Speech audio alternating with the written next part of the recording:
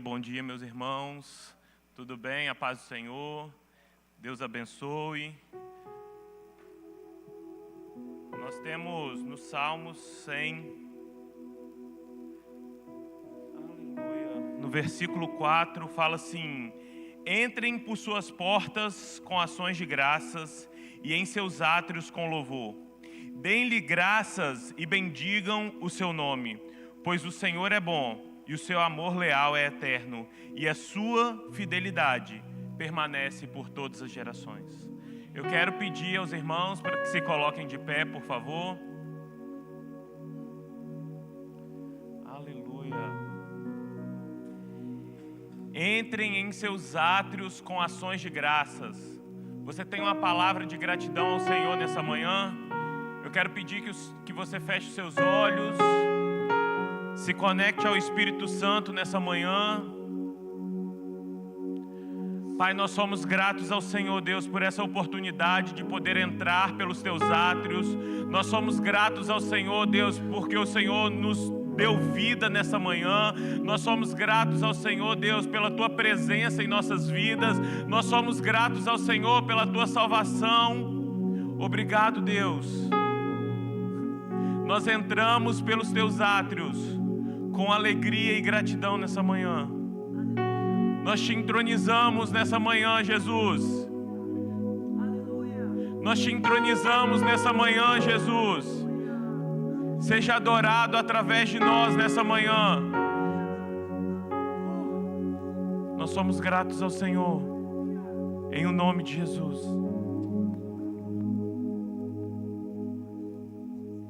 Amém? Você está feliz de estar na casa do Senhor?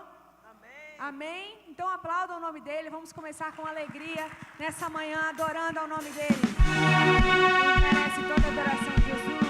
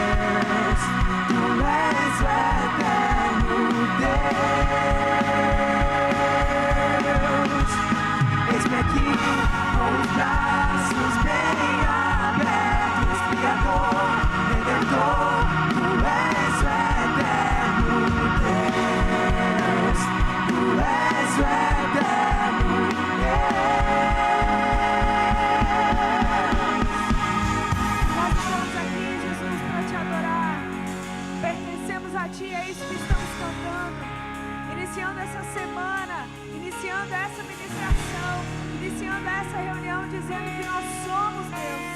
Desde o ventre da nossa mãe o Senhor nos escolheu.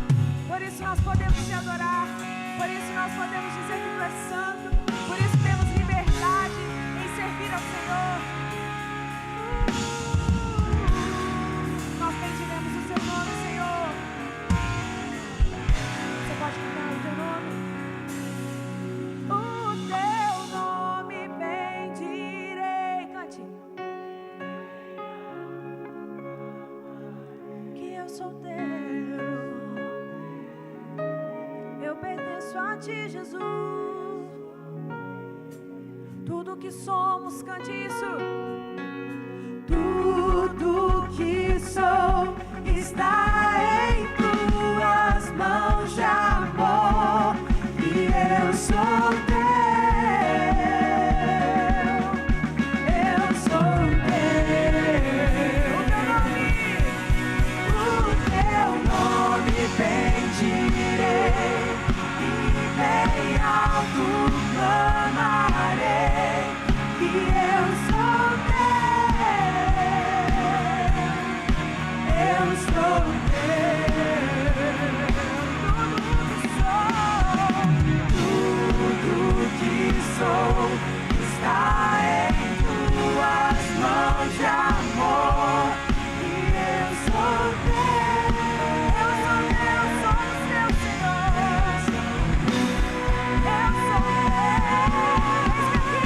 Eis aqui, com os braços bem abertos, Criador, Redentor, tu és o eterno Deus, tu és o eterno Deus. Eis aqui, com os braços bem abertos, Criador, Redentor, tu és o eterno Deus, tu és o eterno Deus. Aleluia! Aleluia! Santo é o nome de Jesus. Que privilégio estarmos na casa do Senhor, iniciando essa semana, adorando, dizendo que nós pertencemos a Ele, que nós somos dEle e que nós voltaremos para Ele, amém? Nós te adoramos, Jesus, é para isso que nós nascemos, é para te adorar, Jesus. Aleluia.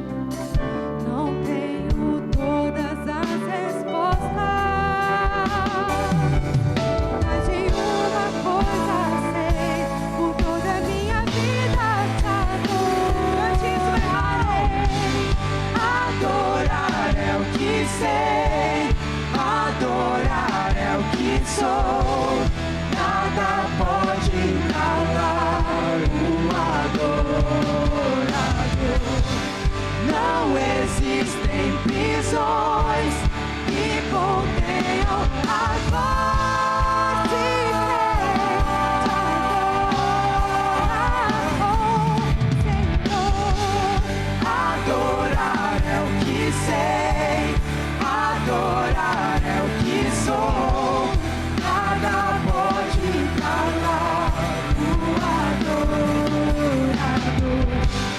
Não existem prisões que contenham a voz de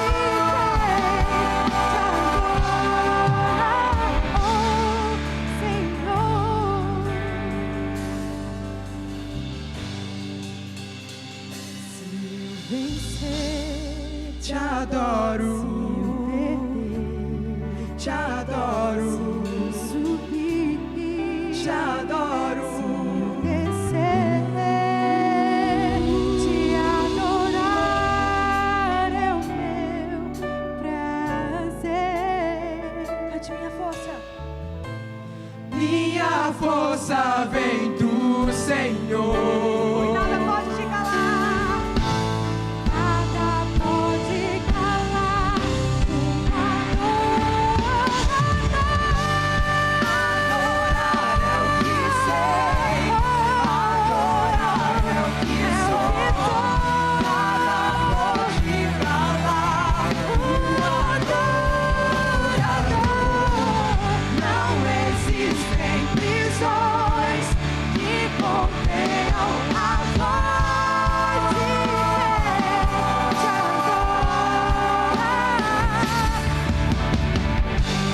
adorar é o que sei, adorar é o que sou. Nada pode calar o adorador. Não existem prisões que contenham a voz de te adorar. A voz de te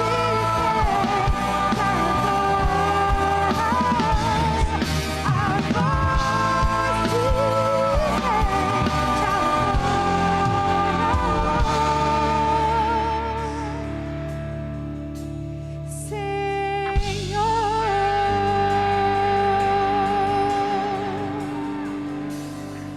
Louvado é o teu nome, Jesus.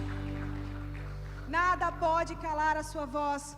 Quando nós, como igreja, decidimos adorar ao nome do Senhor, nada pode impedir. E nós sabemos que na palavra de Deus diz que os verdadeiros adoradores adorarão o Pai em espírito e em verdade. Então, querido, eu queria te convidar. O que eu tenho sempre no meu coração é que nunca será somente um culto, ou nunca é mais um culto. A entrega que nós temos que deixar no altar do Senhor diante de todas as reuniões, todos os cultos, ela precisa ser diferente e nova todas as vezes. Ele tem algo novo, uma porção nova. Até o que você vai receber agora pela manhã, ou o que você vai entregar agora pela manhã, vai ser diferente do que será à noite. Porque Deus é um Deus de novidade. E o que nós podemos fazer enquanto filhos do Senhor, que nascemos, fomos formados para adorar a Ele, é adorar em espírito e em verdade. Então eu queria te convidar a cantar essa canção de todo o seu coração. Nós te adoramos, Jesus.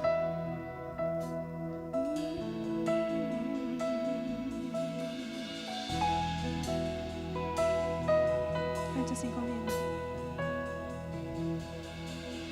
Em espírito, em verdade, te adoramos, te adoramos. Em espírito, em verdade, te adoramos, te adoramos.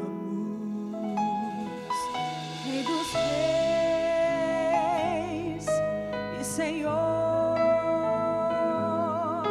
te entregamos nosso viver.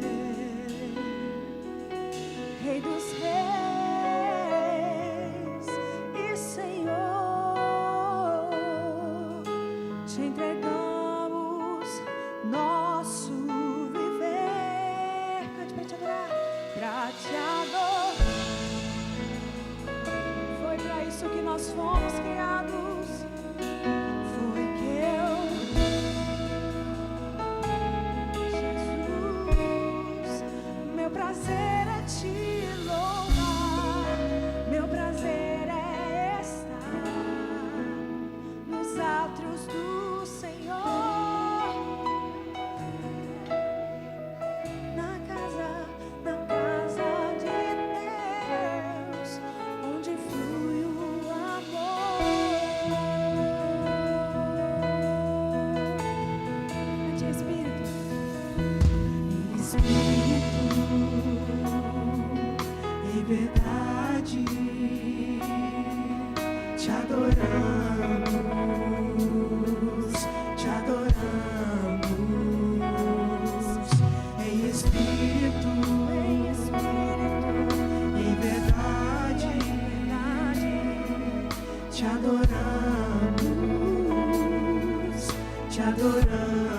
Você pode levantar as suas mãos e cantar isso? Rei dos reis e Senhor, te entregamos Nossa vida. nosso viver. Rei dos reis e Senhor, te entregamos nosso viver pra te adorar, ó Rei dos reis, porque eu nasci, ó Rei Jesus. Meu prazer é te louvar, meu prazer é estar nos atos do Senhor. Meu prazer é viver na casa de Deus, onde flui o amor. Pra te adorar, ó Rei dos reis, porque eu nasci, ó Rei Jesus. Meu prazer é te louvar, meu prazer é estar nos atos do Senhor. Meu prazer é viver na casa de Deus, onde flui o amor. Pra te adorar, ó Rei. É por isso que nós nascemos, Deus.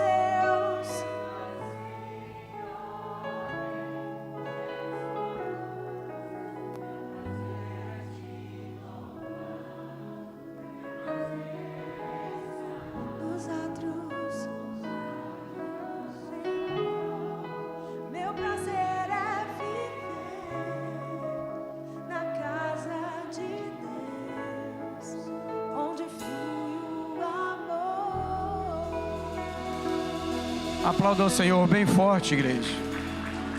Aplauda ao Senhor. Enquanto você aplaude, diga palavras de adoração ao nome dEle. Diga ao Senhor Jesus que Ele é digno de receber toda a honra, digno de receber toda a glória, digno de todo louvor, digno de toda adoração, porque não há ninguém como Ele. Não há ninguém como o Senhor, não há ninguém como Jesus, não há ninguém como o Espírito Santo de Deus, que se move em nossas vidas, que se faz presente neste lugar, nessa manhã. Amém? Podem se assentar um pouquinho. Nós vamos agora continuar adorando a Deus com os nossos dízimos e ofertas. Eu gostaria de ler com você no livro de João, capítulo 6, a partir do verso 8, que diz assim: um dos discípulos, chamado André, irmão de Simão Pedro, disse a Jesus: aqui está um menino que tem 5 pães de cevada e 2 peixinhos, mas o que é isto para tanta gente? E Jesus disse: façam com que todos se assentem no chão. Havia muita relva naquele lugar, e assim os homens se assentaram, e eram quase 5.000 homens. Então Jesus pegou os pães, e tendo dado graças, distribuiu entre eles, e também igualmente os peixes, tanto quanto queriam. E quanto já estavam satisfeitos, Jesus disse aos seus discípulos: recolham os pedaços que sobraram, para que nada se perca. Voltando aqui no versículo 11, então Jesus pegou os pães e deu graças. Nós vamos agora adorar o Senhor com os nossos dízimos, com as nossas ofertas. E muitas das vezes as pessoas têm algumas ressalvas com relação a dízimos e oferta, com a destinação desses recursos, o que é feito, para quem é feito, quem usa. A gente ouve muitas histórias e muitas argumentações por aí com relação a dízimos e ofertas.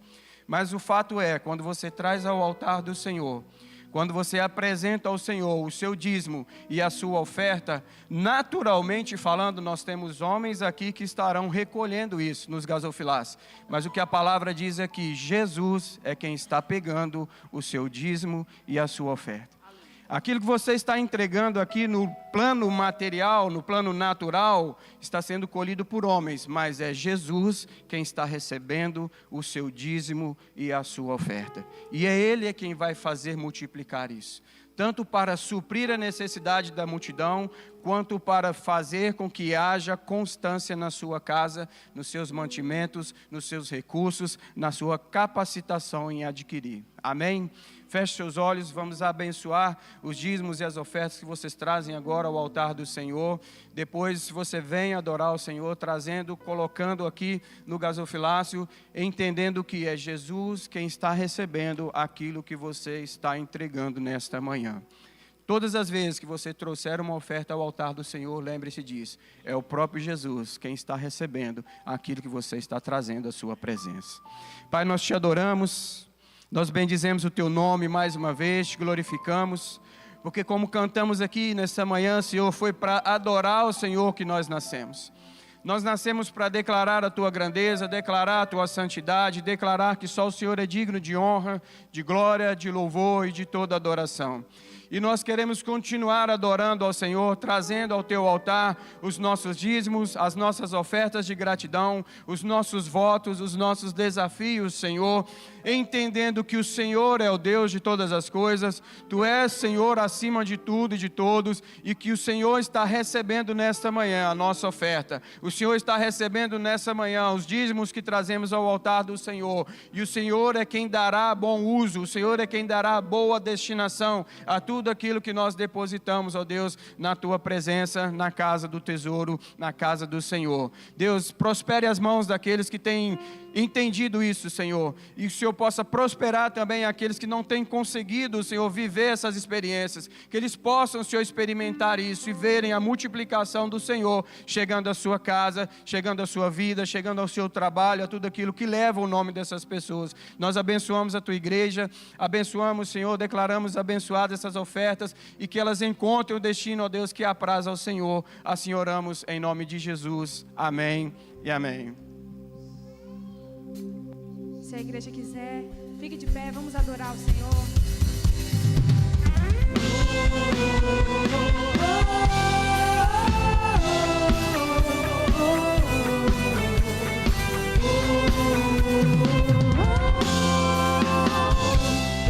Olho para o céu, vejo quão grande Adore com as suas palmas. és, a vontade de me entregar é tão forte. Quando entro em louvor, declaro que é Senhor, e com a minha vida eu vou te adorar. Tu és tão lindo, maravilhoso, outro igual não há. Pra sempre vou te amar, dono de tudo, da minha vida, rei do meu coração, motivo da minha canção. És tu.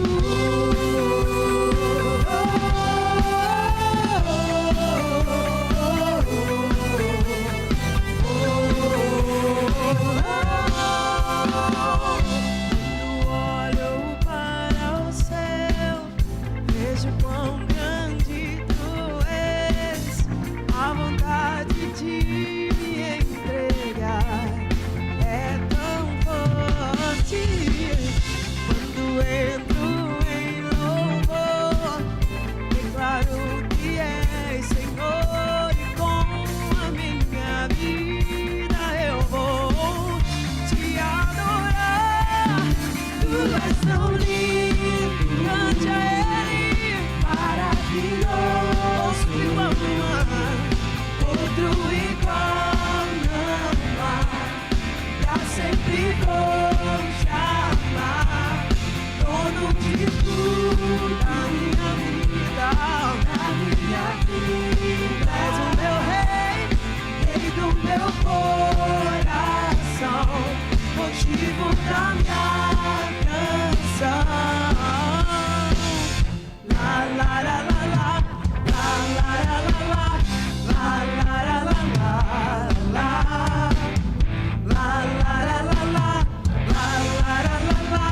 la la la la la, la.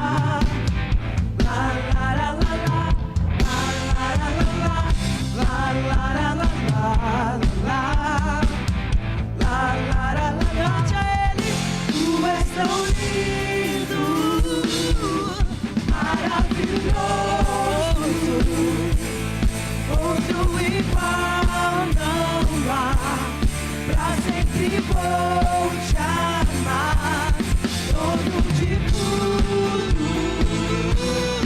A minha vida, rei do meu coração, motivo da canção.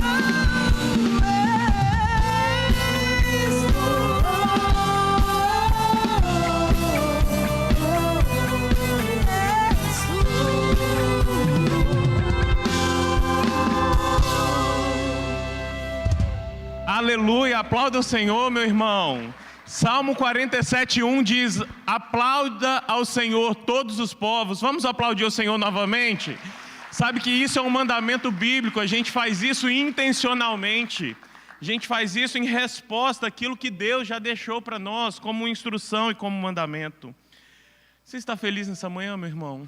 Glória a Deus. Eu estou muito feliz de poder estar aqui em mais uma manhã. Glória a Deus pela sua vida. Hoje nós vamos falar um pouco sobre vida. Hoje nós vamos falar um pouco sobre escolher, sobre nos juntar a favor da vida. Se os irmãos quiserem, podem assentar, por favor.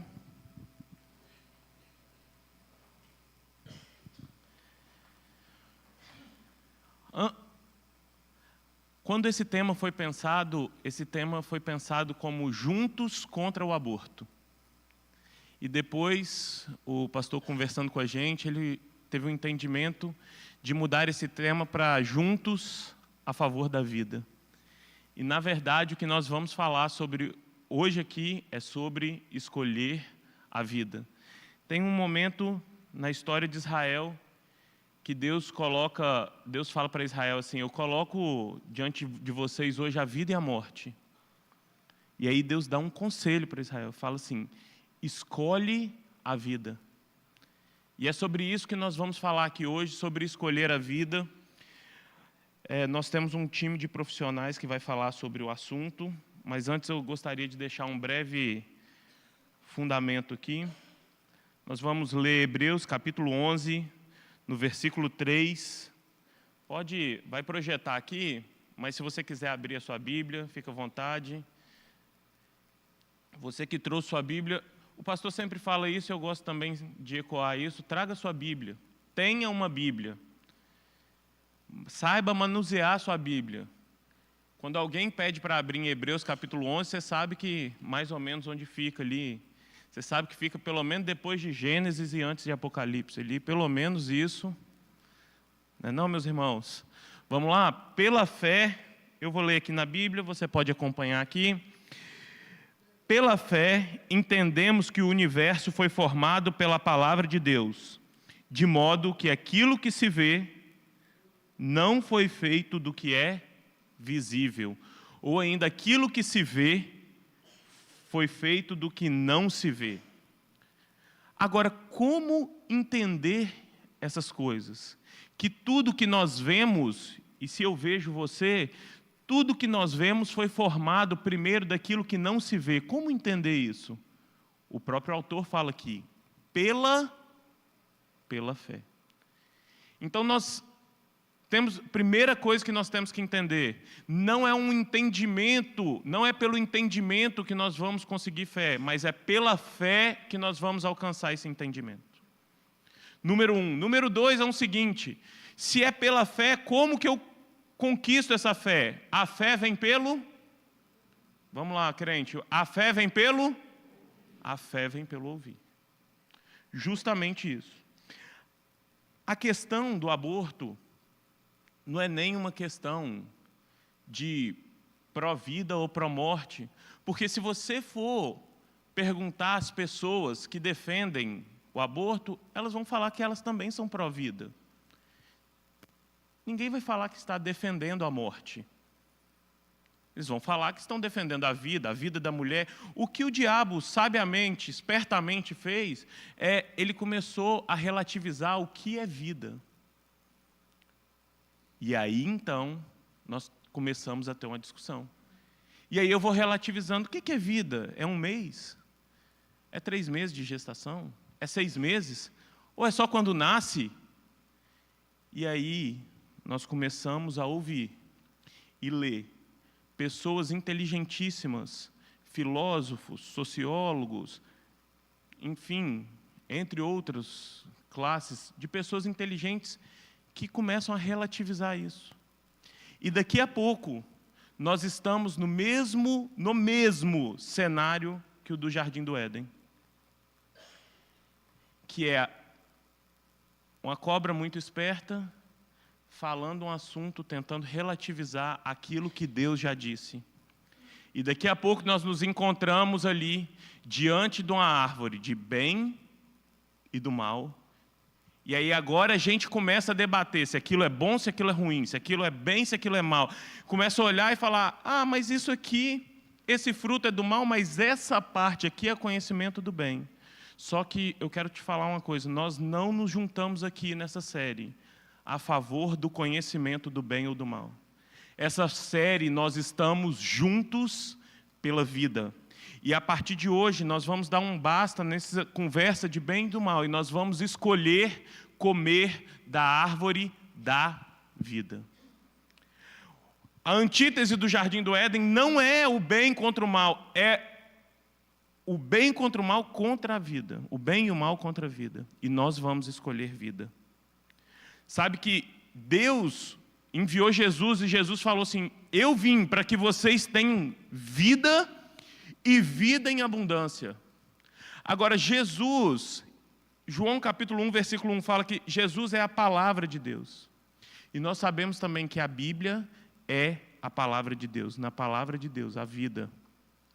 Portanto, nós vamos basear todo o nosso estudo aqui dessa manhã naquilo que a Bíblia diz. E nós vamos começar a ver o que a Bíblia diz, ou o que Deus diz sobre a vida. Zacarias capítulo 12, versículo 1. Se você quiser abrir, é lá no Velho Testamento. Os irmãos vão projetar aí. Zacarias capítulo 12, versículo 1. Fala assim, esta é a palavra do Senhor para Israel.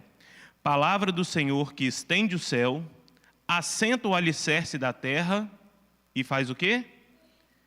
E forma... Quem forma o espírito do homem? Quem forma o espírito do homem? O Senhor.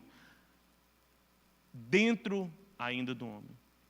Isaías, capítulo 44, no versículo 2, fala assim, assim diz, quem? Assim diz o Senhor, aquele que fez, que o, aonde? Aonde? Então vamos lá, onde Deus formou o homem? No ventre. Ele implantou o espírito do homem dentro, formou o homem no ventre. Pois bem, Jeremias, capítulo 1, versículos 4 e 5. Jeremias, capítulo 1, versículos 4 e 5. Deixa eu abrir aqui.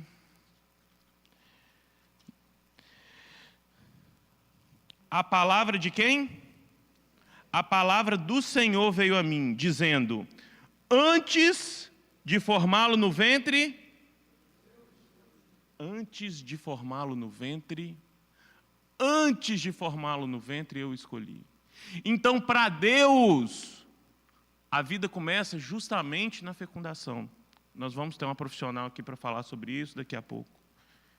Mas é antes de ter formado, isso quer dizer que é antes dos membros crescerem. Nós estamos, lembrando, nós estamos falando isso à luz da Bíblia. Porque nós não estamos falando aqui de bem e mal, nós estamos falando de vida. Salmo 139, o mais conhecido aí, né? Se você nunca leu esse salmo, meu irmão, esse salmo fala sobre você. Esse salmo fala sobre mim. Se você nunca leu o Salmo 139, eu te aconselho a chegar em casa e ler ele todo, pelo menos umas 5 vezes. É maravilhoso demais esse salmo. Salmo 139, a partir do versículo 13. Vamos ler todos juntos? Tu criaste o íntimo.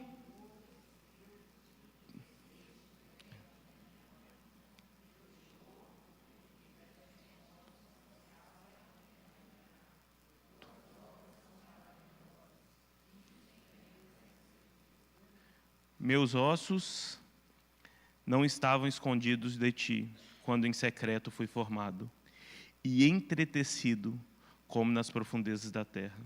Os teus olhos, versículo 16, os teus olhos viram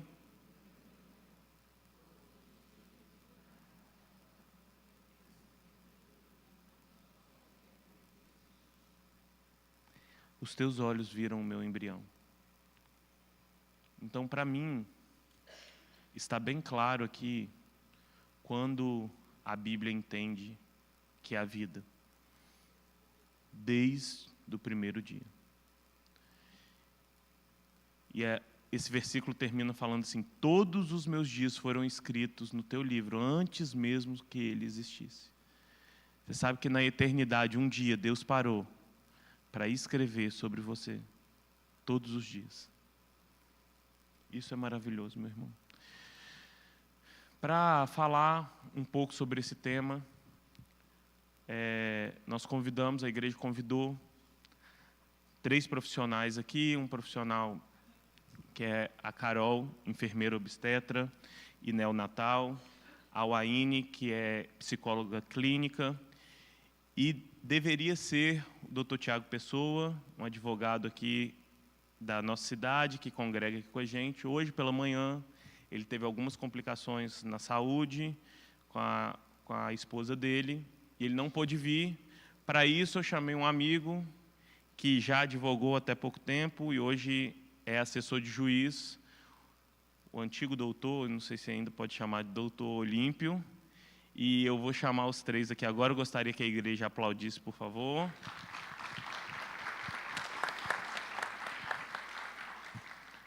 O nosso intuito aqui nessa manhã é abranger a parte da biologia, a parte da psicologia e a parte legal.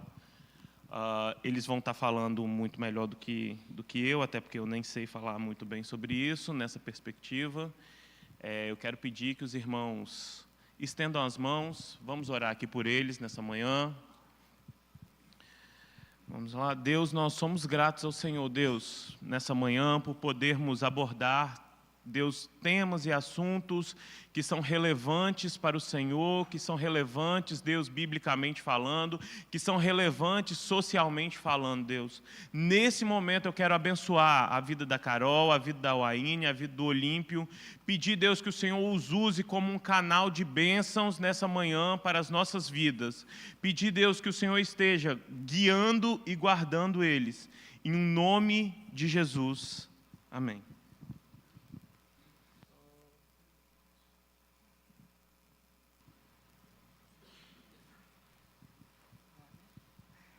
Bom dia, meu nome é Carol, atualmente estou como enfermeira obstetra e neonatal. Vou falar um pouquinho da minha experiência para vocês.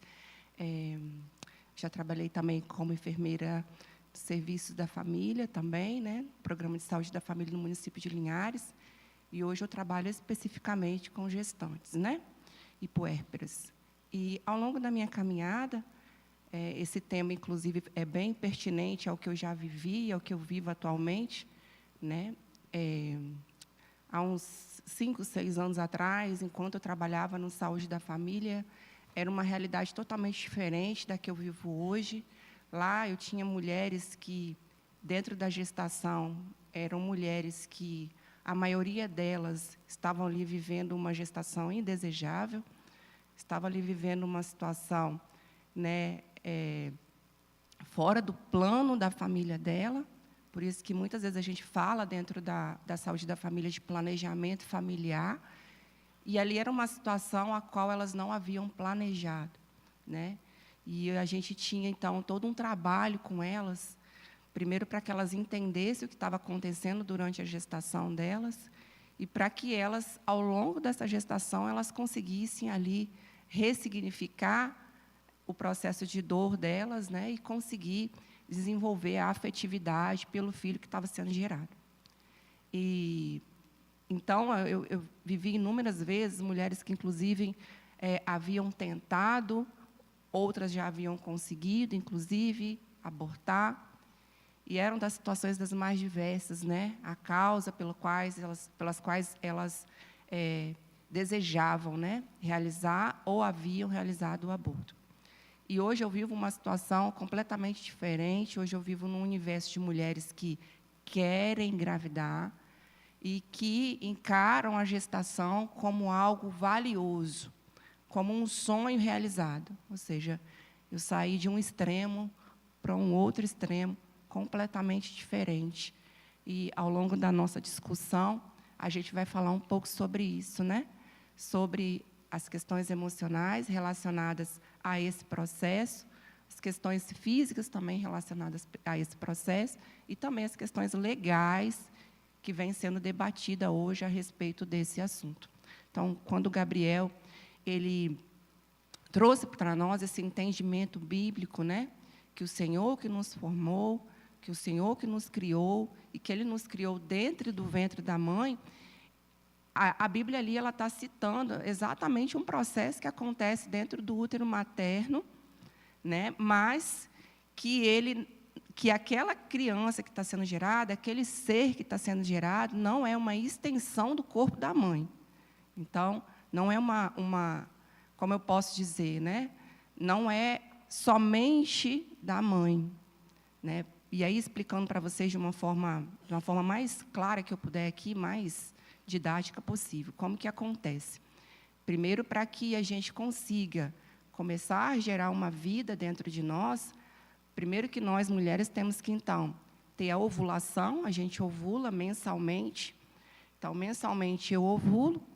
Então, eu dou uma parcela para a produção dessa vida. Eu, mulher, eu ovulo e eu lanço mensalmente. Eu posso ovular de um lado da minha trompa, eu posso ovular dos dois lados, né? Enfim. A ovulação, então, ela dá uma parcela, que é o óvulo. Em contrapartida, o homem ele tem um espermatozoide, que é a sua parcela de vida. Então, num dado momento, que é quando a mulher está num período fértil. E o que significa o período fértil? O período fértil é quando o útero da mulher está pronto para que, quando houver a junção entre óvulo e espermatozoide, aquela célula que vai se formar, que eu vou falar os nomes para vocês, ela se implante no útero materno. Então, isso acontece em um período do mês. Então, que é chamado período fértil. A gente justamente está com o nosso útero pronto, que a gente fala, né, que o nosso endométrio ali, eu não vou ficar falando muitos termos técnicos, senão vocês vão ficar confusos, né, mas é uma camada no nosso útero, ela fica mais grossa. E ali fica passível de, quando há a junção entre a parte materna e a parte paterna, quando elas se juntam, elas têm que ter um lugar de alimentação, de nutrição. E esse local de alimentação, de nutrição, para que essa vida possa ser desenvolvida, é dentro do útero materno. E é um dado período do mês que o útero está pronto para receber essa vida. Quando a gente fala de fecundação, a gente está falando dessa junção do óvulo materno com o espermatozoide paterno. E aí, quando eles se encontram, que eles ainda se encontram dentro das trompas da mulher, e aí quem é mulher sabe do que eu estou falando, né? Eles se encontram ainda nas trompas, ali o material genético da mãe e o material genético do pai se fundem. E eles tornam um material genético único, que, no caso, eu, como filho, será o meu material genético. E ali, inclusive, é atribuído um nome para aquela junção ali, para aquele ovo ali que foi formado ali, que agora sou eu, filho, que é o chamado zigoto. Então, a partir dali, eu não sou mais o óvulo da mãe, e eu também não sou mais o espermatozoide do pai. Eu sou um zigoto, um filho. Falando de uma maneira mais clara possível para vocês entenderem. A partir dali eu não sou mãe, a partir dali eu não sou o pai, a partir dali eu sou o filho. E aí, para vocês entenderem que a partir dali eu sou uma vida. E essa vida, então, ela passa a se multiplicar, né? Ela se multiplica, e em 30 horas, de 24 a 30 horas, essa vida ela percorre um caminho buscando um local próprio para ela se fixar e receber fonte de alimentação. Aí esse processo ele ocorre ali, ele vai se deslocando, né, em torno de 7 horas, porém ele vai conseguir chegar a esse local e se fixar em torno de 6 a 7 dias. De 6 a 7 dias, ele consegue se fixar no útero materno, iniciar, na verdade, a sua fixação no útero materno, e a esse nome eu chamo de nidação. Por que eu estou falando esse termo, fecundação e nidação? Principalmente para você, mulher, quando você for ou escutar aí no Instagram, né? Ou ler uma bula de um método contraceptivo, saber o que o método faz. Então, os métodos contraceptivos que a gente tem hoje, eles são métodos ou para não deixar o espermatozoide chegar, né? Ou para enfraquecer esse espermatozoide, e aí ele não consegue se encontrar com o óvulo, ou estreitar o caminho para que esse espermatozoide também não consiga passar e não haja um encontro, ou seja, cada um está com a sua parte. A mãe está com a parte dela, o pai está com a parte dele. Isso é correto? É. Tem filho ali?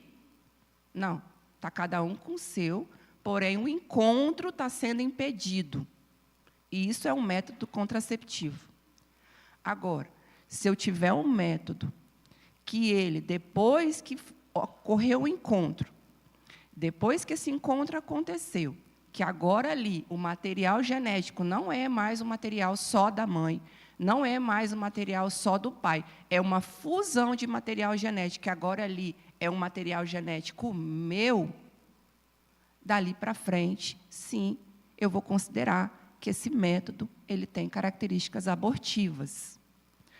Por exemplo, a gente tem um método bem conhecido, né, que é o chamado Cytotec, que, na verdade, esse é um nome comercial, que é um comprimido chamado Cytotec.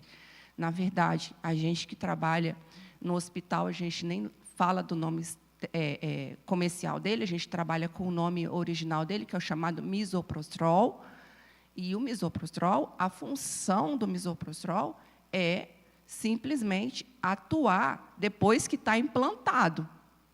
Ou seja, depois que aquele óvulo está ali, que aquele óvulo, que já não é óvulo mais, perdão, que aquela célula, né, que já é um zigoto, que já tem outros nomes, inclusive, mórula, blástula, que aí eu não vou entrar nesse mérito com vocês de nomes técnicos, mas que essa formação, né, essa massa se implantou no útero materno, e que ela está ali agora já se preparando para ser nutrida, esse método, o que ele faz? Ele amolece essas paredes.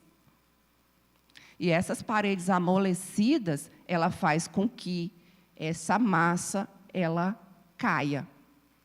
Ela não se adere, ela perca força e ela caia. Ou seja, a gente já estava ali dentro da formação embrionária, formando o embrião, e esse embrião, simplesmente, ele vai desabar, ele vai cair. E aí, que é o que a gente chama de aborto. Esse é um método, tá bom? Por que eu estou explicando isso para vocês? Porque, ao longo dessa discussão acerca do aborto, tem se discutido muito sobre método contraceptivo, né? Isso tem gerado muitas confusões entre as mulheres, né? Eu coloco o DIU e ele é abortivo? Não. Não, porque o DIU, ele impede o encontro. Então, não teve aborto ali, não teve encontro. O Mirena, ele é abortivo? Não, ele impede o encontro. A pílula do dia seguinte? Não. Há uma discussão, inclusive, muito grande sobre a pílula do dia seguinte, tá? Mas o que se lê hoje, o que tem de atualizado, é que também não. Ela vai impedir um encontro, tá?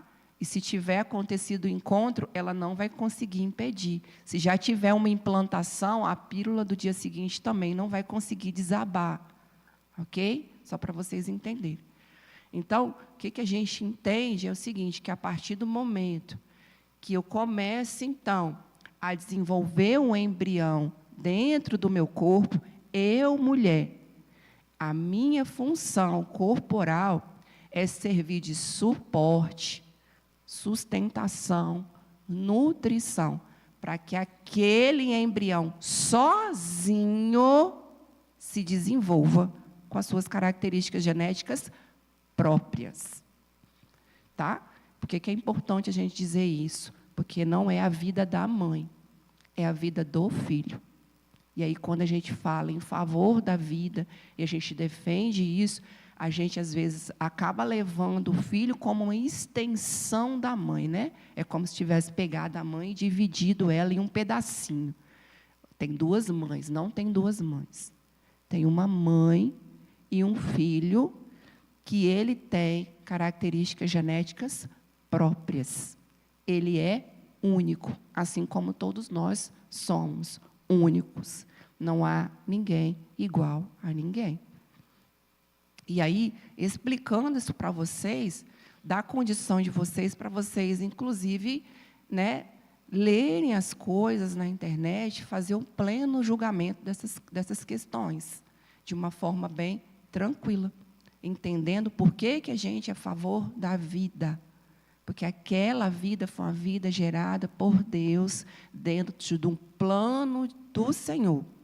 E aí, né, é lógico que a gente falando assim, parece que é algo muito simples, né? Parece que é muito simples, né? Eu estou ali gerando uma vida, mesmo que eu não quero aquela vida, mas eu tenho que manter ela no meu corpo, e eu tenho que estar feliz com ela no meu corpo, eu tenho que estar alegre com ela no meu corpo, eu tenho que estar desejosa dela estar dentro do meu corpo. E muitas das vezes a gente não sabe, né, em que circunstância aquela vida, né, foi concebida dentro de mim. O que aconteceu? E em que momento também? Porque quando a gente fala assim, parece que só tem situações drásticas, né? Estupro, né? Parece que é só isso que me faz, que me dá o direito de mulher, assim, de ter um sentimento negativo acerca daquilo que eu estou, daquela vida que está sendo gerada dentro de mim. E o conceito é muito mais amplo, né? Na verdade, o entendimento é muito mais amplo, tá? Que, inclusive, a Waine, ela vai muito bem abordar sobre isso. E, para entrar, inclusive, no assunto da Waine, eu digo assim, gente, a mulher, quando ela está gerando, as transformações corporais, as transformações emocionais que vão acontecer no corpo dela, isso mexe muito com o cotidiano de vida dela, mexe muito com o futuro dela, porque ela realmente vai pausar algumas coisas, né? Muitas coisas, na verdade, nós vamos pausar, né? Coisas que a gente executava diariamente, ao longo da nossa gestação, serão impedidas, muitas das vezes, de serem realizadas, né? Às vezes, dependendo da gestação, eu não consigo nem trabalhar, dependendo de como aquela gestação ela está demandando do meu corpo, porque o meu corpo está ali tentando dar conta de tudo, né? Dar conta de mim e dar conta de nutrir aquele outro corpo que está sendo formado dentro de mim. E aí, trazendo essa questão emocional para vocês, eu digo o seguinte, quando eu trabalhava lá, então, nas unidades de saúde da família, as mulheres que vinham para fazer pré-natal comigo, inclusive, elas não vinham com parceiro, como as mulheres que hoje vão ser atendidas comigo no consultório. As mulheres que iam lá para ser atendidas comigo na unidade de saúde, elas iam sozinhas. Todas, sozinhas. Quando elas iam acompanhadas por alguém, elas iam acompanhadas pela vizinha. E, muitas das vezes, aquela gestação, ela tinha ocorrido, às vezes, numa noite. Não tinha relacionamento nenhum com aquele parceiro. Ou, muitas das vezes, aquele parceiro, simplesmente, diante daquela situação, ele não queria, então ele saía, porque não estava ali no corpo dele, né? Então, ele saía e elas ficavam extremamente sozinhas. Uma outra questão também, que a maioria delas, elas tinham menos de 25 anos. Menos de 20, inclusive. Eu tinha gestante de 13, 14, 15, muitas de 15, muitas de 16. E aí é uma época de vida delas também, desde a formação corporal, da formação do estado emocional, que é extremamente conflituosa, que eu estou falando de adolescentes, a maioria. E aí, vocês acham que seria fácil para essas mulheres desenvolver um sentimento afetuoso pelaquela criança que está sendo gerada? É fácil para elas querer? É fácil para elas não ter um sentimento de que, como que eu faço para tirar de mim? Como que eu faço para sair de mim? Para tirar esse corpo de dentro de mim? E aí a gente entra na abordagem, que eu puxo para a Waine, que eu pergunto para ela, como que eu lido com isso, então? Eu tenho uma mulher que, por algum motivo, ela não quer, ela não deseja, mas a gente está defendendo a vida, independente do desejo dessa mulher, porque não é só sobre essa mulher, tá, gente? Não estou falando do filho agora, estou falando da mulher. Essa mulher vai gerar essa vida, essa mulher vai seguir com a gestação. Aí eu pergunto para vocês e pergunto para o Waine, o que eu faço agora? Como que eu trato? Como que eu manejo as emoções dessa adolescente, dessa mulher adulta, dessa mulher de 40 anos? Como que eu manejo as emoções dela nesse contexto? Oi, bom dia.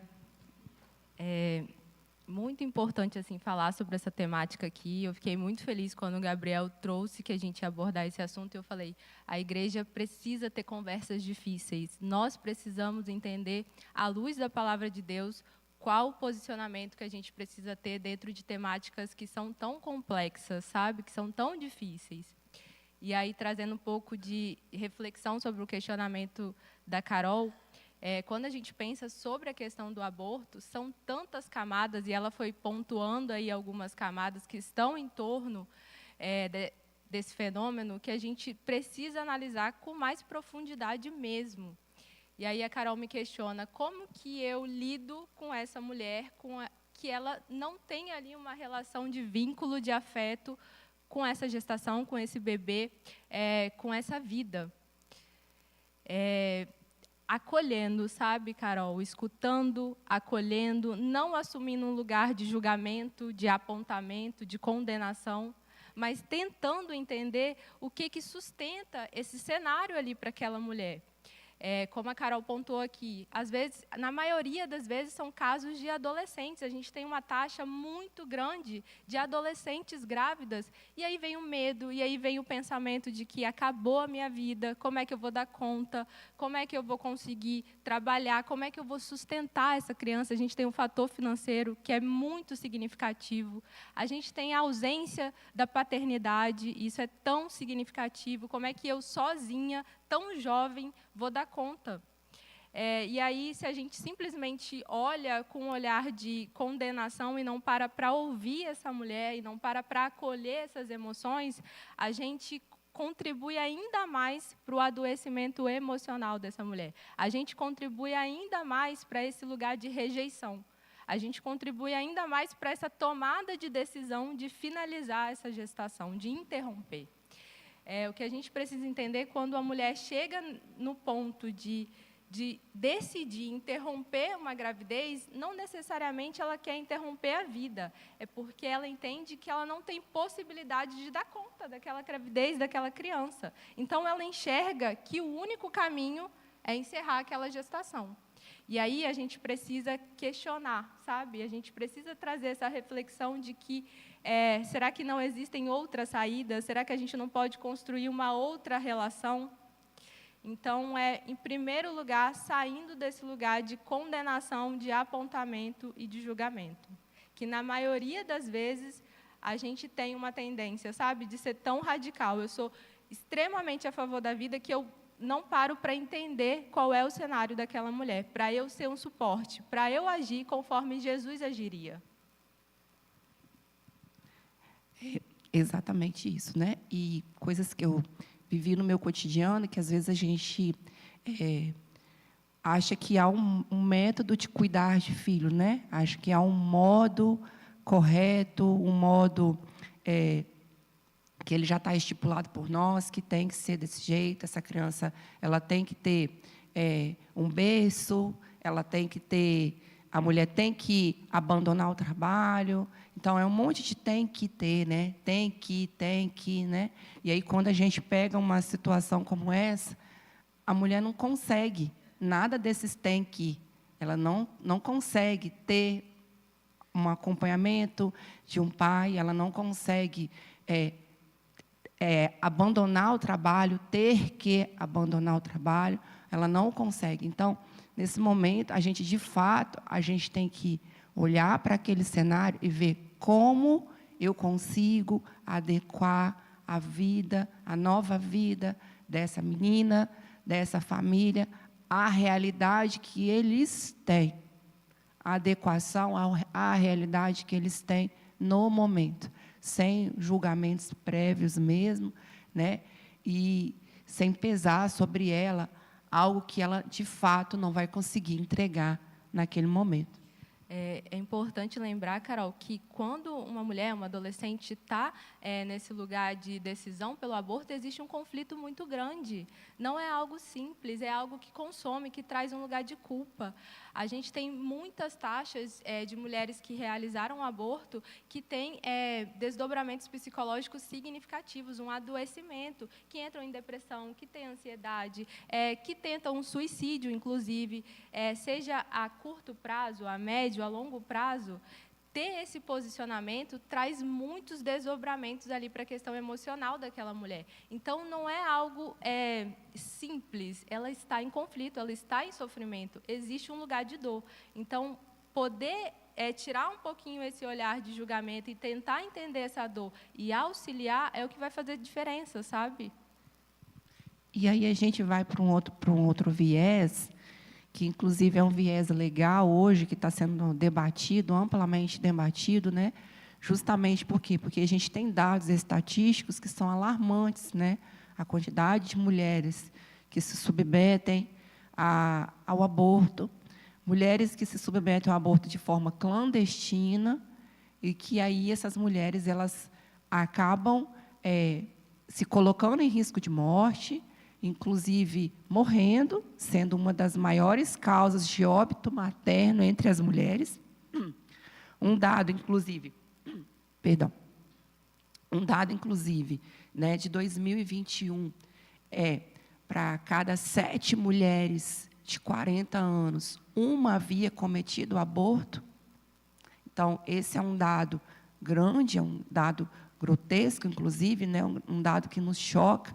E a quantidade de mulheres que buscam o serviço de saúde posterior, seja por um quadro infeccioso, por uma complicação do aborto clandestino, ou seja, por complicações emocionais, que elas ficam no serviço de saúde para tratar essas condições, ou as próprias mulheres que acabaram indo a óbito por esse motivo. Então, o que a gente tem visto, a gente que tem estudado, que tem lido sobre esse assunto, que quando vai para esse viés legal, né, para essa parte que a lei vem sendo discutida, vocês podem observar que a lei, a todo momento, ela está falando somente sobre essa mulher. Somente sobre como reduzir o óbito materno. Somente como reduzir os custos financeiros que essa mulher hoje tem no serviço de saúde. E aí, dificilmente, você vai encontrar assim, mas nós vamos preservar esse embrião. Mas nós vamos preservar essa vida. Vocês vão ver, a todo momento, em defesa de uma vida só.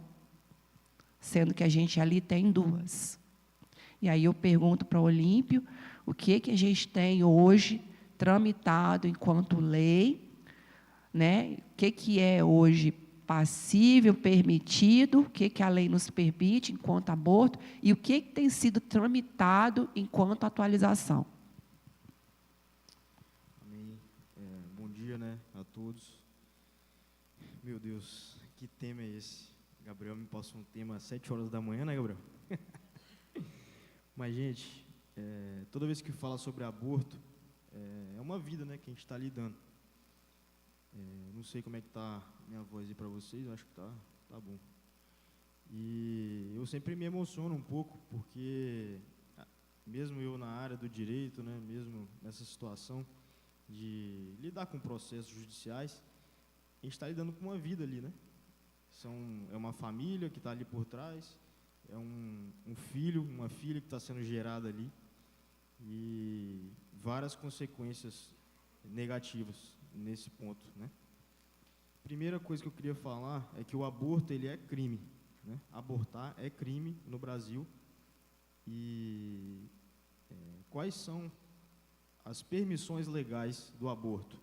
Primeiro quando a mulher é vítima de um estupro, tem autorização legal para isso.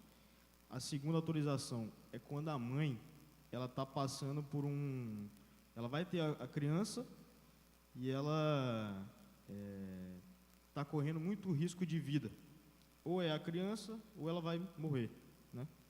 Aí vai entrar no aspecto da mãe, né? Religioso, ético, qual seja, dela chegar para o médico e falar: doutor, eu não quero, eu quero viver.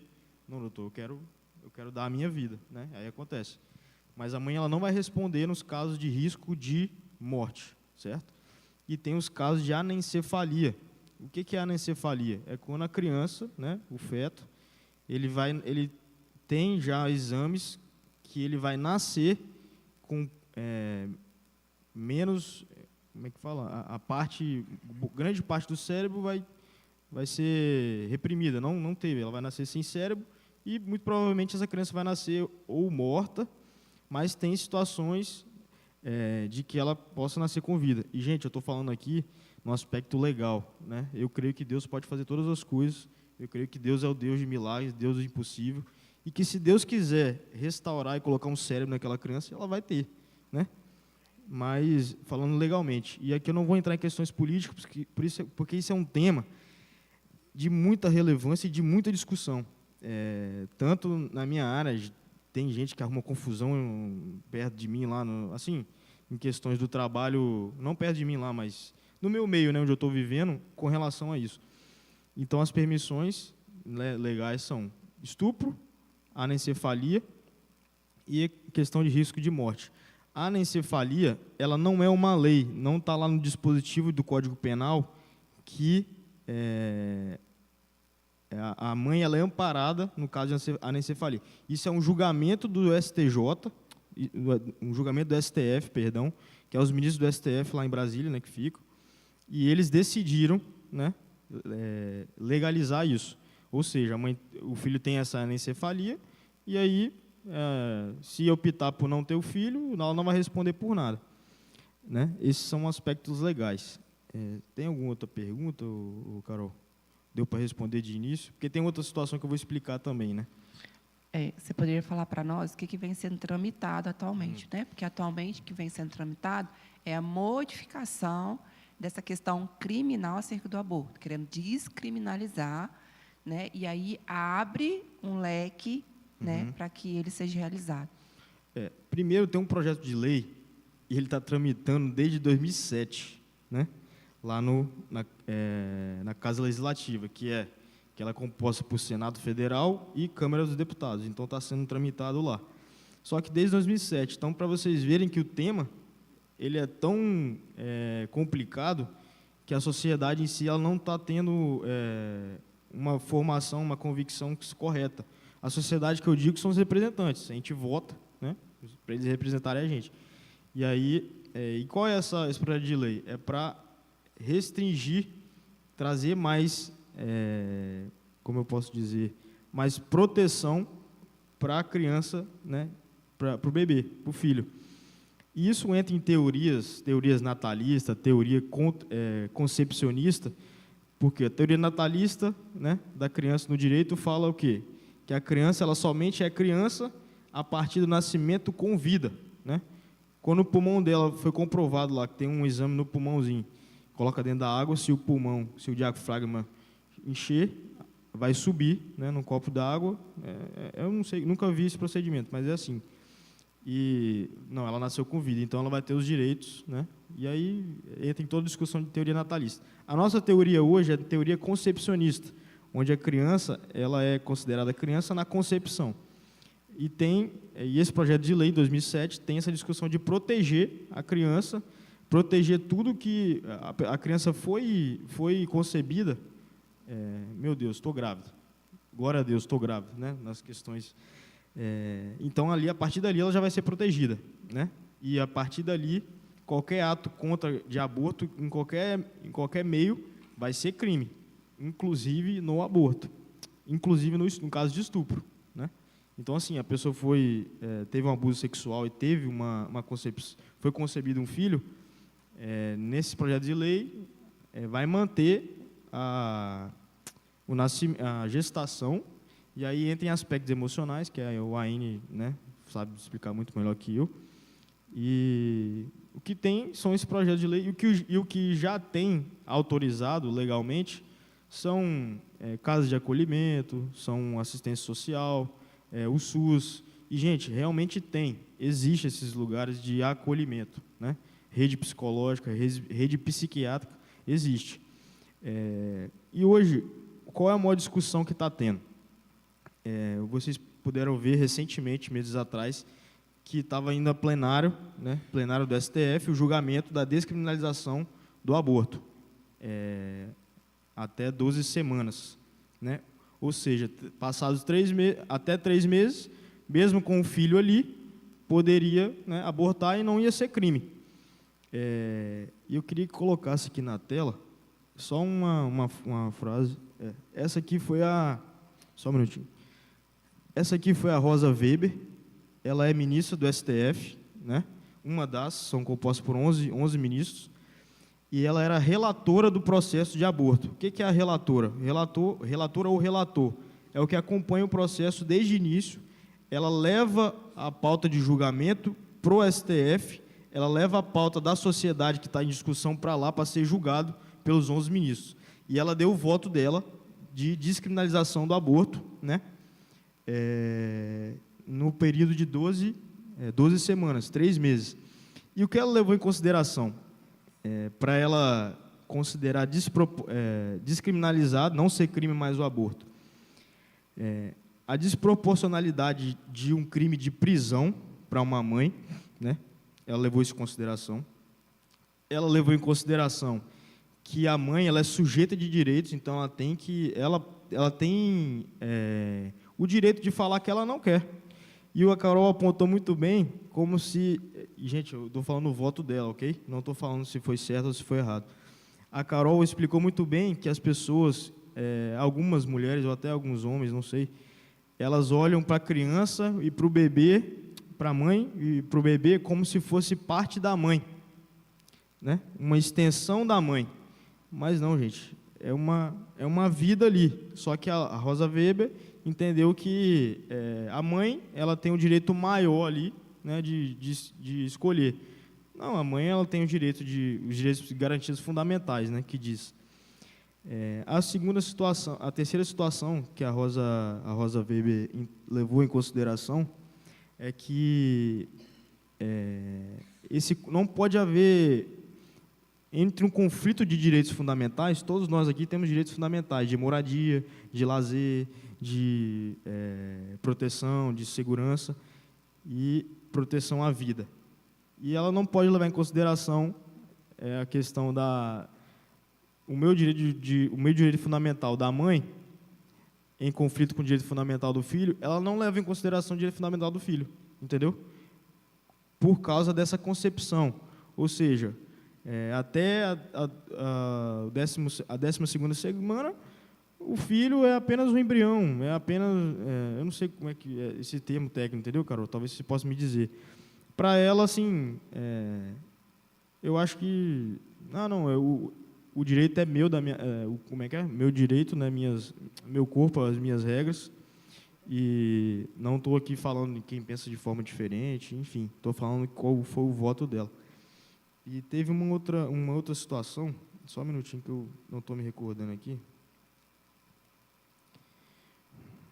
que foi muito... questão de saúde pública, né? Ela usa a situação do aborto como uma questão de saúde pública. Ou seja, está tendo um problema de concepção e muita gente está com problemas psicológicos, muita gente indo no psiquiatra, falecimento das mulheres, então vamos legalizar isso, vamos resolver isso, e como é questão de saúde pública, a gente resolve assim, né? E por último, essa está sendo a discussão, para vocês terem a noção, e o ministro Luiz Barroso, ele é o presidente do STF, ele suspendeu o julgamento desse processo. Por que ele suspendeu? A justificativa dele foi realmente porque a sociedade não tem uma convicção, ela não tem uma fundamentação sólida para decidir sobre isso, opinar sobre isso. Então, enquanto o Aine vota pela vida intrauterina, a Carol, um exemplo, tá, Carol? Vota pela vida não uterina, né? Acho que até o 3º mês eu posso abortar, né?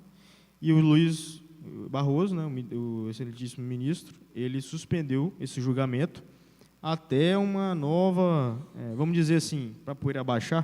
Vocês estão me entendendo, gente, esses termos que eu estou usando? Beleza. Então, é isso. Atualmente, o aborto, então, continua sendo crime, né? Nos casos em que não houve estupro, em que não houve risco de vida e nem anencefalia, continua crime. Se a mãe tentar ir procurar uma clínica, ela vai cometer um crime e vai responder. Existem penas de detenção e existem penas de reclusão, em que ela vai presa.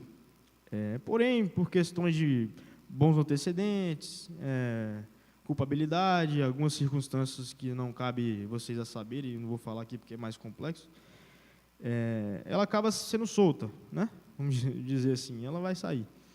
Mas continua sendo crime e eu creio que Deus vai fazer um mover aí. E não sei como é que vai ser essa votação no STF, vai ser uma votação muito difícil, mas eu creio que as coisas vão caminhar para o bem. Mas estou aberto a perguntas, né? Quem quiser. É exatamente essa falta de conhecimento no processo reprodutivo, né? E que nós, de fato, assim, não temos base, muitas vezes, de conhecimento para falar sobre esse assunto, porque as pessoas não sabem mesmo, né? Então, o que eu trouxe para vocês, assim, bem resumido, resumo do resumo, assim, né? As pessoas não sabem, elas não sabem que a mulher ela é responsável pela nutrição do bebê, né? Daquela criança que vai ser formada. Ela acha que a mulher forma o bebê. A mulher não forma o bebê, tá, gente? O bebê, ele se forma, tá? Porque são as informações genéticas da criança que vão promovendo as multiplicações celulares. Só que a célula, sem uma fonte de alimentação, ela morre, né? Assim como uma planta, sem ser regada, ela seca, ela morre. Então, é exatamente pensando, trazendo essa analogia que eu fiz para vocês. Então, mas a planta, ela precisa de ter uma semente germinada. Se você pega uma planta, uma semente que não está germinada, não nasce uma árvore dali. Tá? Você pega uma semente de maçã que você acabou de comer, você quer plantar, e se aquela semente ela não estiver passível, em condições aptas, se estiver germinada, for uma semente germinativa e estiver em condições para que dali cresça, não cresce. Então, a nossa função é ser solo fértil. Então, eu, mulher, eu sou solo fértil. Mas o que gera dentro de mim é uma semente que o Senhor plantou, fruto da minha informação genética e da informação genética do meu parceiro. Então, eu ali, depois que aquela semente ela foi formada, né, que ela está ali pronta, eu ali sou solo. Eu sou solo. Eu dou nutrientes. Eu dou condição para que aquela semente ali, ela por si só, ela se desenvolva. E é isso que a gente tem que entender. Então, e esse conhecimento básico, praticamente as pessoas não têm. E aí, o que é que acontece? Como que a gente vai discutir um aborto, né, sendo a favor, sendo contra, se todas as questões elas não estão sendo levadas em consideração?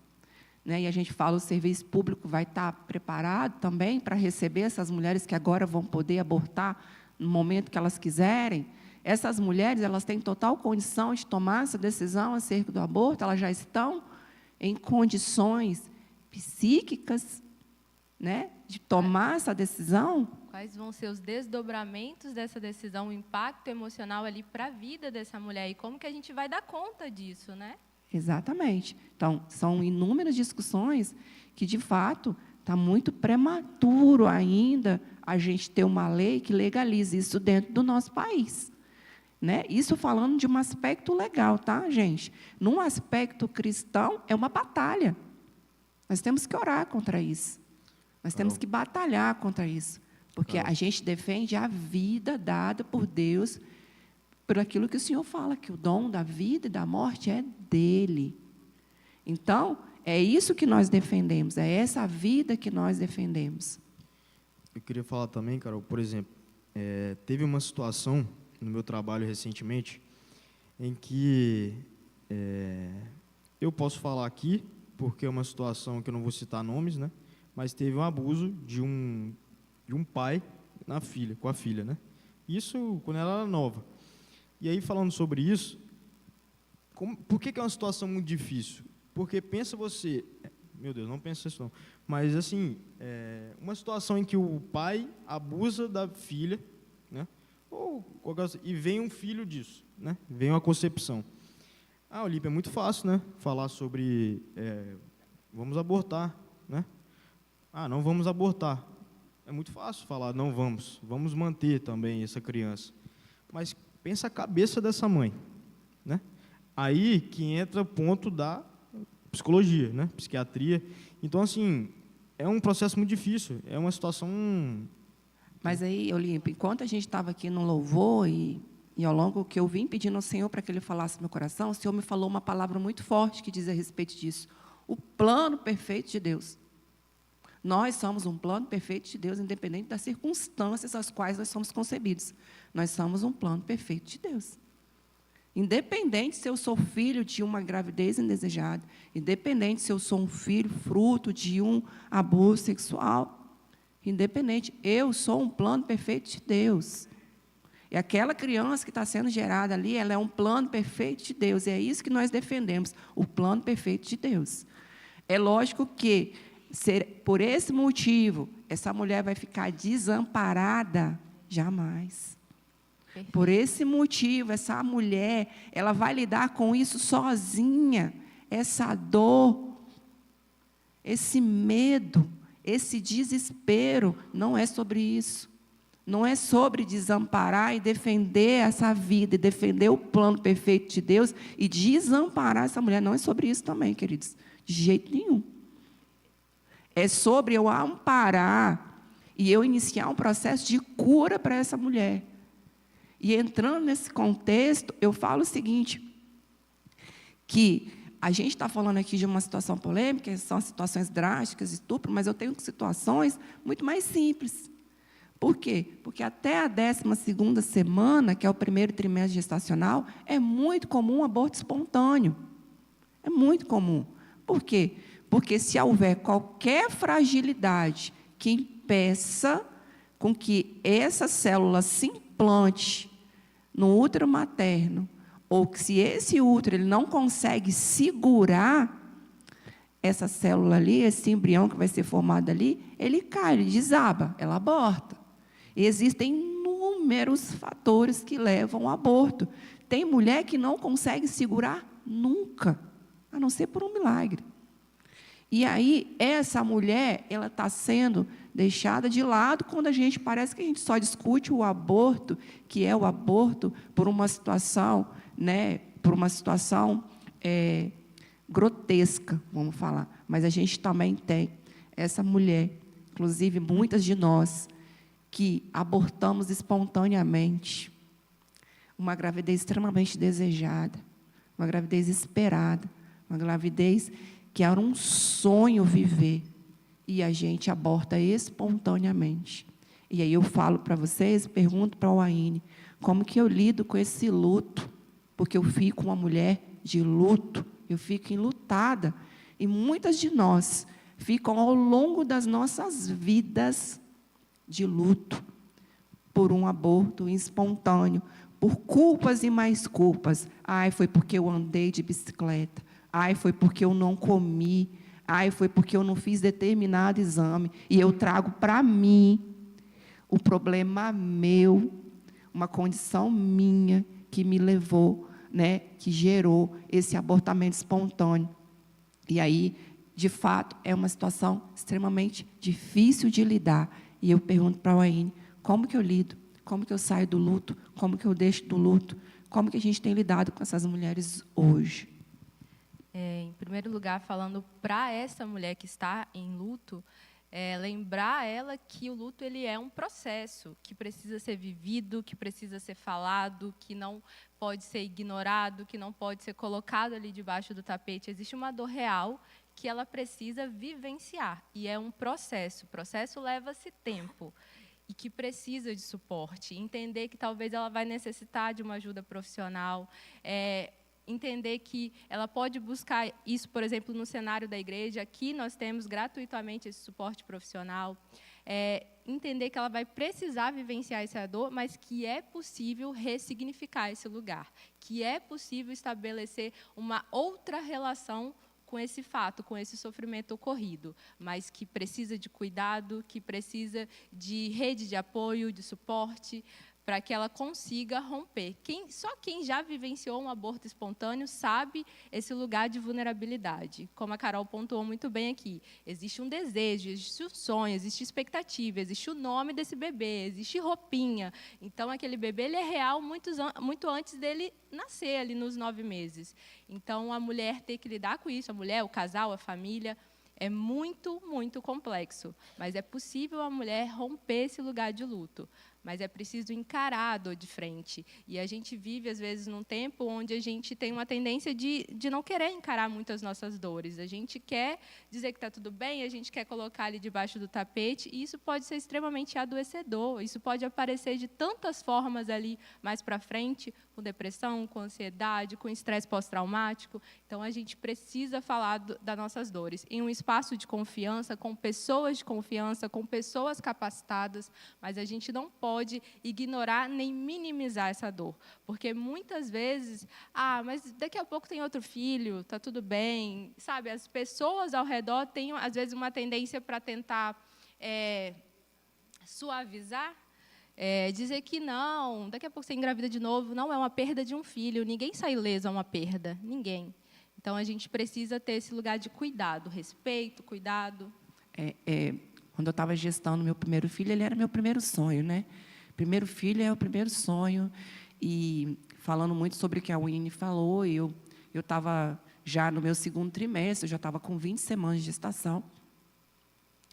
E eu acordei de manhã extremamente ensanguentada. E a minha defesa inicial foi, eu pulei para cima da cama e eu só fechei as minhas pernas, porque na minha cabeça eu ia conseguir segurar, né? E não segura, né? Pode virar de cabeça para baixo.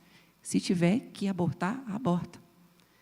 E eu fiquei em completo desespero. E eu lembro que eu cheguei no hospital, e aí eu peguei um profissional, e essa é a realidade de muitas mulheres, e esse profissional, a primeira coisa que ele falou para mim, antes de me examinar, antes de fazer qualquer coisa, ele falou para mim assim, tem problema não, mãezinha. Lembro como se fosse hoje. Tem problema não, mãezinha. Se não tiver aí, amanhã você faz outro. E aquilo me gerou uma dor, porque dentro de mim eu falava assim, eu não quero outro. E a mulher que aborta, ela não quer outro. Ela quer aquele que foi fruto do sonho dela. E eu chorava, eu só chorava. E depois ele me examinou, e depois, por último, ele auscultou o coração, e ali o coração do João batia perfeitamente. Eu estava com 20 semanas, e era passível de eu escutar o coração. E aí eu fiquei perguntando por que ele não ouviu o coração antes? Por que ele me falou isso? Por que ele gerou em mim o sentimento de perda? Por que ele gerou em mim o sentimento de que aquela criança não existia mais? E como eu fui para o chão, como abri um buraco nos meus pés. E aquela criança só tinha 20 semanas. E eu fico imaginando, gente, não importa a quantidade de semanas, de dias, não importa. Quando perde um filho. E é um desespero, porque, de fato, é um filho. Olha para o outro lado, para onde nós estamos indo, é um filho. Sabe? É um filho, é um plano de Deus. E aí, quando eu vejo as mulheres, quando ela perde uma criança, fruto de um aborto espontâneo, eu fico imaginando, meu Deus, é uma dor sem medida. E que nós, enquanto igreja, enquanto corpo de Cristo, que nós possamos ser o suporte, possamos estar de braços abertos. E quando você vê uma mulher gestando, independente de quantos filhos ela tenha, é um filho. Valorize aquela vida. Dê parabéns para ela. Apresente para ela o quanto ela é privilegiada de gerar um filho, um plano perfeito de Deus. E eu falo porque, muitas das vezes, parece que à medida que a mulher ela vai tendo filhos, parece que perde valor. E também é sobre isso. Eu tenho um filho nosso, primeiro filho, segundo filho nosso. Aí, quando vai para o terceiro filho, tá bom. Não é tá bom. É como se fosse o primeiro, porque é um plano perfeito de Deus também. E aí, para todas essas coisas, a gente precisa estar preparado para valorizar essas vidas que estão sendo geradas nessa igreja e para mulheres que perderam essas vidas na nossa igreja. Né? Não só na nossa igreja, mas na sociedade como um todo. E aí tem a nós, a UAINE, como ela falou, a gente tem aqui no ICEF, a gente faz, eu não sei se a UAINE faz, mas tem um corpo de psicólogos aqui que faz atendimento, mas tem a nós, enquanto suporte espiritual, seja um suporte espiritual para a vida de uma mulher que está passando por uma situação de luto. Seja, de fato, um discípulo, uma discípula de Jesus para as mulheres que estão passando por uma situação de luto. Seja por um aborto espontâneo, seja por um aborto provocado, porque a gente pode se deparar, sim, com esse caso. Então, que você seja discípulo de Jesus para acolher, para cuidar, para ser suporte, para orientar, para pedir ajuda. Exatamente, que nós não sejamos um local de julgo, que não tenha sobre nós o julgamento sobre o sentimento dessa mulher. Sobre o desejo, porque o sentimento e o desejo, ele também pode ser modificado. Já vi isso em diversas situações. Vi uma vez uma situação de uma mulher que ela ganhou, eu trabalhava numa maternidade em Jaguaré, e ela, uma menina nova, e ela tinha ganhado filho, e ela não queria. E eu falava, meu Deus, como não querer, né? Na minha cabeça, aquilo era impossível, né? Porque eu era louca pelos meus filhos, né? Sou louca de amor por eles. E, na minha mente, eu falava, meu Deus, como? Como ela não ama? Né? Para quem é mãe, acho quase isso impossível. Como não ama? Carol, é porque a gente tem uma ideia de que o amor ele é instantâneo. Sim. E o vínculo ele é construído. Exatamente. E aí, exatamente pegando esse gancho que a Aine falou, a gente, no momento, ela não queria amamentar, e eu falava assim, olha, eu sei que você já tomou sua decisão e você vai conceder a criança para adoção, mas vamos fazer o seguinte, amamenta hoje. Aí ela olhou para mim e falou assim, tá bom, eu vou amamentar. Aí ela começou a amamentar, e no período que ela começou, na hora que ela começou a amamentar, ela veio as lágrimas, e naquele momento ela construiu afetividade. E tinha uma pessoa do lado dela, já pronta para levar a criança para a adoção. E eu lembro que, na hora, na sala, ela olhou para a moça e falou bem assim, eu não vou conseguir te dar a criança, né? É uma coisa até que me emociona muito. Ela falou assim, eu não vou conseguir te dar essa criança. Eu não vou conseguir mais. E aí, naquele momento, eu tenho certeza que o Senhor criou nela um sentimento de afetividade, um sentimento de amor e de desejo pelaquela criança.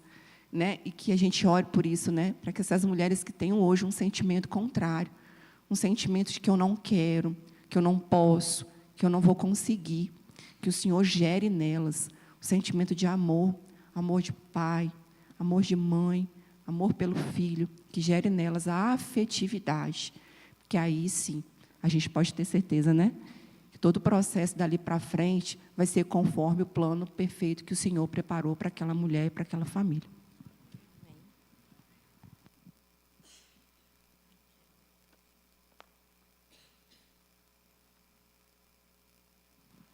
Meu Deus, eu vi até que algumas mulheres se emocionaram muito aqui durante a fala dos nossos irmãos. Quero lembrar aqui que a igreja, a Carol já falou, mas a igreja tem um corpo de psicólogos que atendem pelo ICEF, aqui mesmo, ali na parte administrativa do templo. E se você precisa, conhece alguém que precisa de algum tipo de apoio psicológico, nos procure, apoio espiritual, nos procure, apoio legal, nos procure, apoio médico, nos procure. Nós estamos abertos aqui.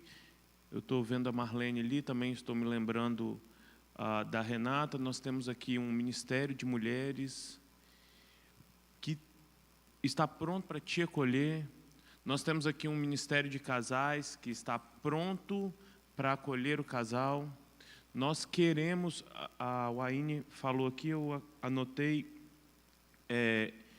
sair do lugar de condenação e entrar em um lugar de empatia é uma chave para nós. E eu quero falar para você que está aqui, para você que está nos vendo e para você que vai nos ver, nós queremos te auxiliar, nós queremos andar com vocês, nós queremos caminhar com vocês. Se porventura você já tomou uma decisão e você já efetuou um aborto, nós queremos andar com você, nós queremos caminhar com você, nós queremos auxiliar você. Esteja conosco, nós queremos estar com vocês. Nós queremos estar com vocês. Essa igreja quer caminhar com você. O lema, enfim, nem sei como fala dessa igreja, é uma família para pertencer. E é uma família pautada no amor. Então, se porventura você conhece alguém que está também vivendo esse conflito, indique a igreja para ela. Aqui nós temos pessoas capacitadas, como vocês já viram aqui, para conversar, indicar, conduzir vocês aqui. Amém? Gabriel, eu queria só terminar de falar, para pontuar ali uma fala minha, que quando eu falei sobre a situação que ocorreu da filha com o pai, foi para ver a relevância e a complexidade da situação. Não foi um posicionamento que eu tive, entendeu? Até porque, né, o voto da ministra Rosa Weber tem 130 páginas, né? Não deu para me ler tudo, não, mas só para vocês terem ideia do tamanho da... Eu vou pedir vocês para se levantarem, por favor. Nós vamos... eu queria particularmente agradecer vocês por terem aceitado esse desafio. Foi muito bom. Eu estou lendo aqui alguns comentários até lá no YouTube. E agradecer aqui, principalmente o Olímpio, porque, igual ele falou, estava escalado aqui o Dr. Tiago Pessoa para estar aqui com a gente, e agora pela manhã ele não pôde vir, e aí eu mandei uma mensagem para o Olímpio, falei: Olímpio, pelo amor de Deus, né, você consegue estar lá com a gente? Ele se prontificou. Muito obrigado. É uma honra servir essa casa e servir a Deus. Amém. E Carol e Waine, eu acho que a gente vai ter outros encontros aqui para falar sobre temas assim. Muito, muito bom. Parabéns, Deus abençoe vocês. Vamos orar pelos nossos irmãos? Fique de pé, por favor. Estenda suas mãos, por favor. Abençoa a vida deles. Antes de eu começar a orar, abençoa a vida deles. Abra sua boca, comece a proferir palavras de bênçãos sobre a vida dos nossos irmãos. Deus, nós estamos aqui diante do Senhor para te louvar, para te agradecer pela vida, para te agradecer, Deus, pelos nossos irmãos, para te agradecer por essa igreja, por te agradecer, Deus, por tudo que o Senhor está fazendo no nosso meio. Pai, em nome de Jesus, nesse momento, eu abençoo a vida dos meus irmãos, eu abençoo a vida da Carol, a vida da Waine, a vida do Olímpio, eu abençoo a família deles, Deus, eu abençoo os filhos da Carol, o filho da Waine, Deus, eu abençoo a família que o Olímpio ainda irá formar, eu declaro, Deus, a bênção do Senhor sobre eles, eu declaro sobre eles a vida do Senhor, em o nome de Jesus. Amém. Amém. Deus abençoe, gente. Amém.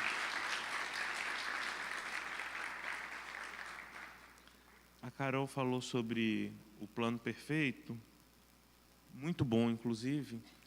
Eu vou ler algo que eu escrevi tem 2 anos. Nunca falei para a Carol, mas está escrito assim, e também nem iria falar isso aqui, mas está escrito assim: sua vida é o resultado da graça de Deus. Mesmo em circunstâncias erradas, você foi trazido para manifestar a perfeição de Deus. Ele faz perfeito todas as coisas que Ele coloca a mão, e Ele te moldou, e Ele te formou. Você não é um acidente, não é fruto de um ato vil, pelo contrário, você é a resposta de Deus. Você é Deus respondendo ao mundo: em mim, todas as coisas são feitas novas, e eu posso transformar todas as situações. Esse é você, esse sou eu. Deus não lança sorte. Com Deus não existe acidente nem coincidência. Amém? Então, se você algum dia ouviu que foi um escape, foi um deslize, foi um acidente, não existe isso com Deus. E quem cria a vida é Ele. Então, você na eternidade foi planejado. Esse é você. Amém? Antes de nós encerrarmos, vou falar rapidamente aqui alguns avisos. Nós vamos, no dia 23 de outubro, sair em missão. Nós vamos para Caraíva, na Bahia. Se você tem interesse em participar dessa expedição missionária, procure o pastor Giovanni aqui no culto da noite ou em qualquer outro momento que você encontrá-lo.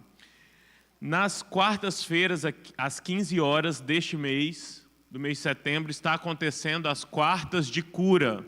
Alguém aqui já veio? Levanta a mão, por favor.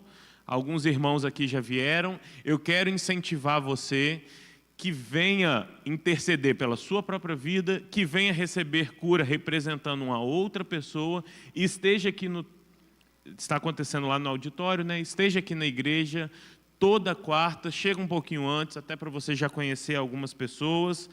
Quarta, às 15 horas. Dia 1º de outubro, vai começar o que eu quero crer, que vai ser a maior turma de juniores e adolescentes do Águas que Marcam. Irmão, eu quero pedir aqui, tem alguns adolescentes aqui, alguns líderes de adolescentes aqui, também estou vendo alguns líderes de juniores. Perguntem nas suas células se existem pessoas que, porventura, querem batizar e encaminhem para essa turma. Uma outra coisa que eu quero te falar: se desafie a ganhar uma pessoa para Jesus ainda esse mês e a encaminhar ela para o Águas que Marcam, que vai começar dia 1º de outubro. Uma turma para batismo, para juniores e adolescentes.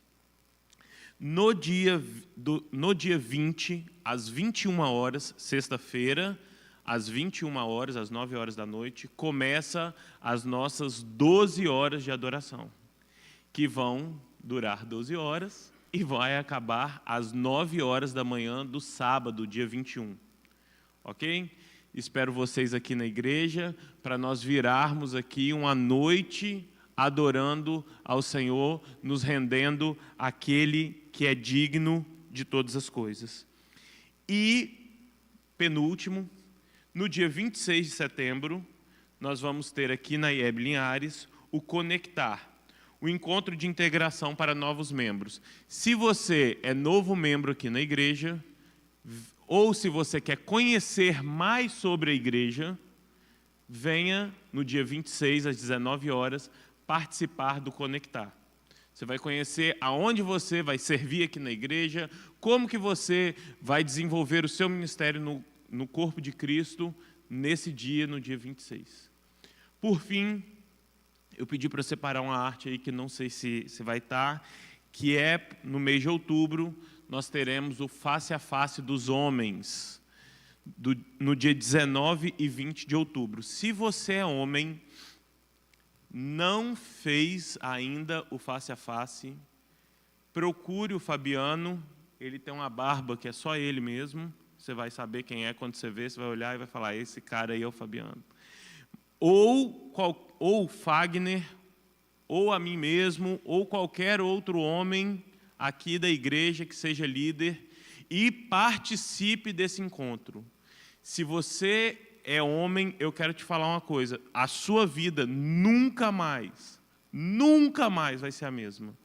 Então, se você porventura tem você é mulher, tem um marido, um pai, enfim, um filho que nunca foi, incentive esse homem a estar participando. Você vai colher fruto de transformação para sempre. Ok? Vamos orar?